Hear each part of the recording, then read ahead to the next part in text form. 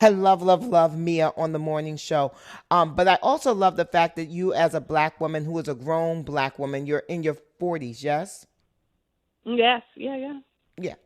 So you yes. get to have these big, glossy, flossy shows with all these iconic women. Like Sarah Jessica Parker is the EP on Sex and the City, as it's the other ladies, but also Reese Witherspoon and why am I now drawing? And Jennifer, Jennifer. Jen. Yeah. Hmm. What's it like coming to set, knowing that it's not just sets kind of like run by women, but also run by women who are actresses who now have, agency and have a lot of say over the way shows are going to be created and stories are going to be told.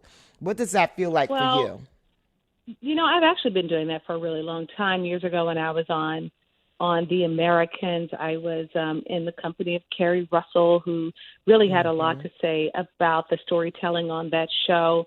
I did a play with Frances McDormand, who worked really Oh, hard wow. with David Lindsay-Abaire and the director of that show, and worked with Laurie Metcalf on a play we did at Lincoln Center with Wow. Bruce Norris, who's a Pulitzer Prize-winning playwright.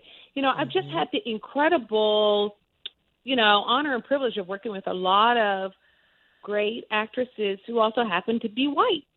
Um, Mm. and the interesting part about it is that you start to begin to understand that the power isn't just in the money. It's not just in the zeros and the decimal points and the commas, Bevy. The power that you have as an actor is in the ability to tell the story that you want to tell. Hmm. And it's possible to create that level of agency by being a great collaborator. But at some point, you have to anoint yourself.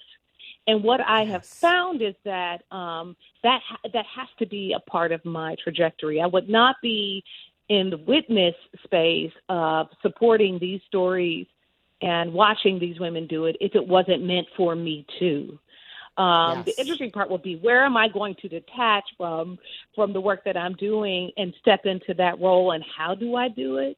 And where do I find the support network to start living in that truth? But it's been a great joy and privilege and honor to be alongside these women, these human beings who have decided to step out on faith. Yeah. And it will soon be time for me to do the same thing.